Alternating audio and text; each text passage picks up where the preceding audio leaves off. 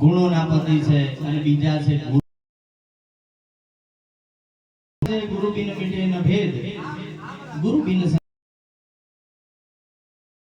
અમે ચારે વેદ વાંચી લઈએ ને પણ જો ગુરુ ના હોય ને કેમ કે ગુરુ વગરનો માણા રહ્યો ને એને લઈ જાય બરાબર તો ગુરુ